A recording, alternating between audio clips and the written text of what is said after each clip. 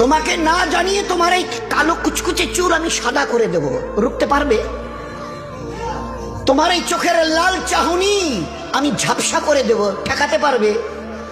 তোমার এই লোহার মতো মজবুত দাঁত 32টা 16 একটা একটা করে ট্রান্সফার করিয়ে দেব, তোমার কাছে কোনো পারমিশন নেব না, ধরে রাখতে পারবে?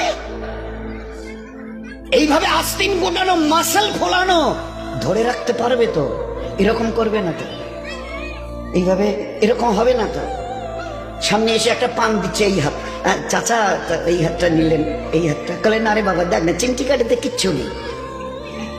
আসমান থেকে আওয়াজ দিচ্ছে, ও হাত তোমার কথা শুনে আমার, এ হাত তোমার কথা শুনে আমার। আমি আর পাওয়াজকে শেষ করে নিয়েছি। এই দুটো পা যদি হনন হনন করে হেঁটে চলো, খালি একটা পায়ের যদি সামান্য একটু প্যারালাইসিস করে দিই না, তো জীবনভর করে হাঁটতে হবে। বেডরুম থেকে নিয়ে বাথরুম একদম লাগালাগি, অ্যাটাচড, আমরা বলি না অ্যাটাচড। তুই বেডরুম থেকে নেমে বাথরুম কত 4-5 হাত, বেডরুমের দেয়াল আর এটাই হচ্ছে বাথরুমের দেয়াল, মাঝখানে একটা দরজা। এখান থেকে উঠে ওই ঘরে রুমটাতে পারবে? আছে পাওয়ার? কিসের দেমাগ তোমার? কিসের এই অহংকার তোমার? শুনুনি কোনোদিন নবীজির কাছ থেকে অহংকার, তাকাব্বুর এটা আমার চাদর, বড়াই এটা আমার চাদর, আল্লাহ বলছেন।